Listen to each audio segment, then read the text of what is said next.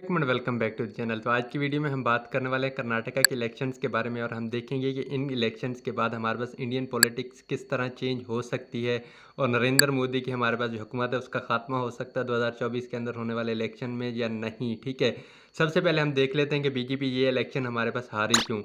BJP के सबसे बड़ी जो इस इलेक्शन के हारने की वजह ना वो ये है कि उन्होंने जो मेन इश्यूज़ थे ना उन पे हमारे पास फोकस नहीं किया।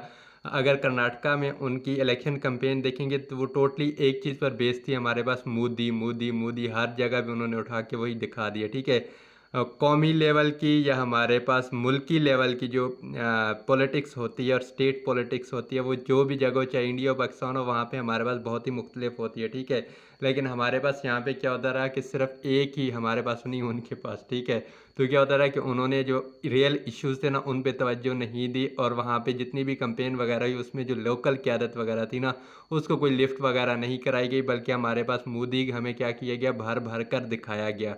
और जो रियल इश्यूज़ थे जैसे बेरोज़गारी हो गई, हमारे पास करप्शन हो गई, महंगाई हो गई, सेहत के मसाइल हो गए, इस तरह के जो मसाइल वगैरह थे उन पर बिल्कुल ही तवज्जो नहीं दी गई। और जो यूजुअली हमारे पास मोदी का एजेंडा चलता है ना मीडिया पे कि एशियन टाइगर इंडिया, इस तरह का इकॉनमी बड़ी और ये कुछ हो रहा है, तो ये वाली चीज़ें हमें वहाँ पे दिखाई गई, लेकिन हकीकत थोड़ी सी मुख्तलिफ है, उस पर किसी और दिन बात करेंगे। अगर दूसरी साइड पे जाए हमारे पास कांग्रेस। ठीक है, तो कांग्रेस ने क्या किया कि हमारे पास जो रियल इश्यूज़ थे ना उन पे क्या किया, कॉन्सनट्रेट किया। और एक और बहुत अच्छी उन्होंने चीज़ की कि देखिए इंडिया बहुत बड़ा मुल्क है। ठीक है, और उसमें बहुत ही ज़्यादा हमारे पास माइनॉरिटीज़ भी रहती हैं।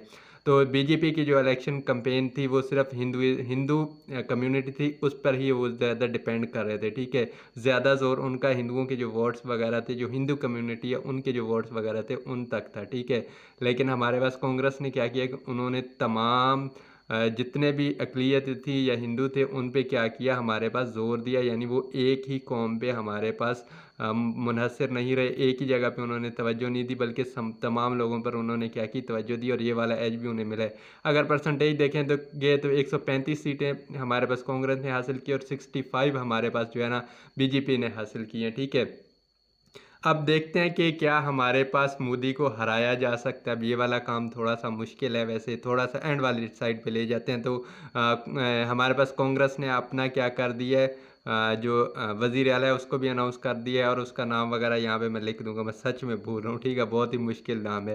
तो ये भाईजान जो भी हैं इनको अनाउंस कर दिया गया है और इसके बाद हम देखते हैं कि कांग्रेस अपनी हुकूमत बना सकती है। उम्मीद यही है बना लेगी और उसके बाद क्या करेगी, बहुत ही लंबा जाके आगे मुस्तकबिल में क्या होने वाला है, क्योंकि हमारे पास हमेशा से कांग्रेस की तारीख रही है कि वो मोमेंटम गेन कर लेती है और उसके बाद ठुस हो जाती है। ठीक है, अब आ जाते हैं मोदी पे, क्या मोदी की हुकूमत का खात्मा हो सकता है। देखें जिस लेवल का मोदी इंडिया में लीडर बन चुका और जितनी उसकी ब्रांडिंग की जा चुकी है, तो मुझे नहीं लगता कि इतनी आसानी से मोदी को हराया जा सकता है। जैसे तरीके इंसाफ के बारे में एक दफ़ा इमरान खान ने कहा था कि तरीके इंसाफ को सिर्फ तरीके इंसाफ ही हरा सकती है, तो मोदी को हमारे पास सिर्फ मोदी ही हरा सकता है। अगर आपने मोदी को हराना है ना तो कमियाँ पेशियाँ एक साइड पे रखते हैं। ठीक है, हम इंडियन तनाज़ुर में देखते हैं। अब यहाँ पे गद्दार गद्दार ना कहना शुरू कर देना, हम इंडियन तनाज़ुर में देखते हैं। ठीक है, इंडियन तनाज़ुर में, इंडियन पॉलिटिक्स में जो मोदी है ना वो एक बहुत ही बड़ा लीडर है। जैसे हमारे पास इमरान खान के लिए क्रेज़ पाया जाता है, वहाँ पे उनके लिए पाया जाता है। ठीक है,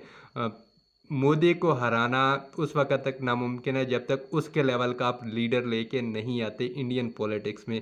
देखें कांग्रेस अगर उनको हराने के लिए जाएगी भी तो कांग्रेस के पास कोई उस लेवल का लीडर मौजूद नहीं है या कोई ऐसा इंसान मौजूद नहीं है जिसकी उतनी ब्रांडिंग की गई हो जितनी हमारे पास क्या की गई है कि इसकी मोदी की है। यहाँ पे आ जाती है मीडिया मैनेजमेंट। ठीक है, अगर मीडिया मैनेजमेंट देखेंगे ना तो बीजेपी की जो मीडिया मैनेजमेंट है ना वो तो कमाल ही लेवल की है। मतलब वहाँ की मीडिया को गोदी मीडिया भी कहा जाता है अक्सर। ठीक है, तो ये बहुत ही एक वहाँ पे टर्म वगैरह यूज़ होती है और उन्होंने पूरी मीडिया को अपने पास क्या करके रखा हुआ है, कंट्रोल करके रखा हुआ है और पूरी मीडिया को अच्छे खासे से संभालते हैं।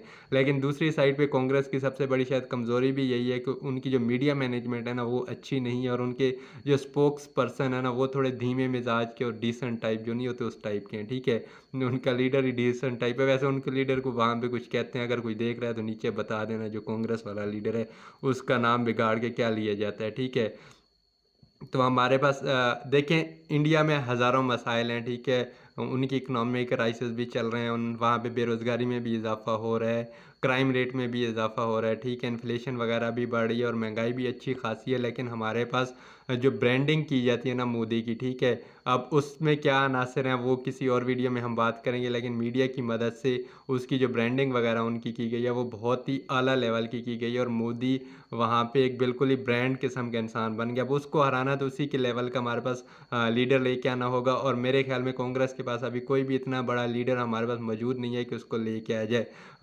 अगर वो राहुल गांधी को लेके आते हैं तो राहुल गांधी अभी उस टाइप के लीडर नहीं है जिस टाइप के हमारे पास क्या है मोदी बने हुए हैं। अब मोदी को ये एज भी है कि वो नीचे वाली नस्ल से उठ के आए, मतलब बहुत ही नीचे से उठ के आए, चाय बेचते थे और अब आके वज़ीर आज़म वगैरह बने हैं, ठीक है।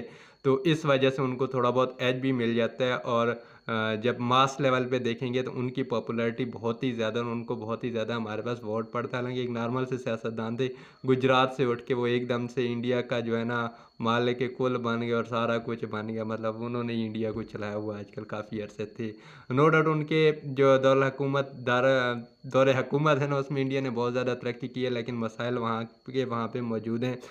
एक्सट्रीमिज़म हमारे पास बढ़ रहा है, ठीक है, बेरोज़गारी हमारे पास बढ़ रही है, शायद मजहबी इंतहा पसंदी भी बढ़ रही है। जैसे एक्सट्रीमिज़म मैंने कहा तो मजहबी इंतहा पसंदी भी काफ़ी हद तक उनके टाइम पे हमारे पास रुझान देखने को मिला और नेशनलिस्ट टाइप के वैसे बेसिकली वो बन रहे हैं, क्योंकि इंडिया पहले सेकुलर टाइप का मुल्क कहा जाता था, लेकिन उसकी डायरेक्शन चेंज करके उन्होंने एक ख़ास सिमत में ले जाने की काफ़ी ज़्यादा कोशिशें की और कोशिशें कर रहे हैं।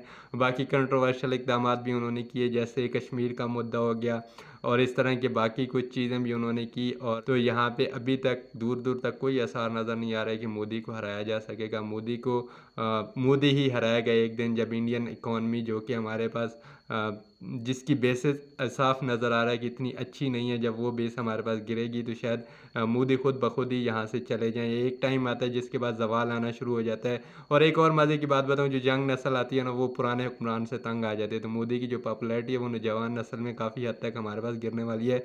और जनरल इलेक्शन में ये चीज़ भी काफ़ी डिपेंड करेगी कि जो खालिस्तान वाला मुद्दा है ना वो दोबारा से इंडिया में सर उठा रहा है, तो वो वाला किस हद तक इफ़ेक्ट करता है और कांग्रेस कितने अच्छे से उसको क्या कर सकती है, हमारे पास कैच कर सकती है। तो जो पंजाब वाली साइड है वो भी काफ़ी क्रूशियल रोल हमारे पास इसमें अदा करने वाला है। जनरल इलेक्शन में 2024 की मिड में शायद जाके होंगे।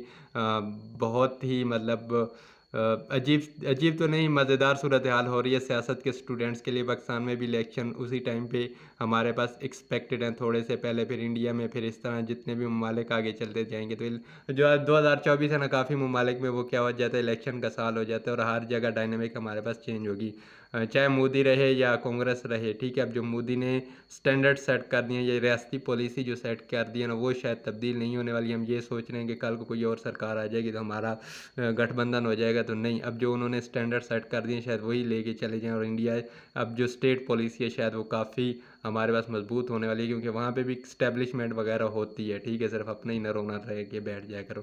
तो ये थी आज की वीडियो, उम्मीद है आपको पसंद आई होगी। अगर पसंद आई है तो वही लाइक शेयर और सब्सक्राइब ज़रूर कीजिएगा और मिलते हैं किसी ऐसी ही अगली वीडियो में, तब तक के लिए अल्लाह हाफिज़।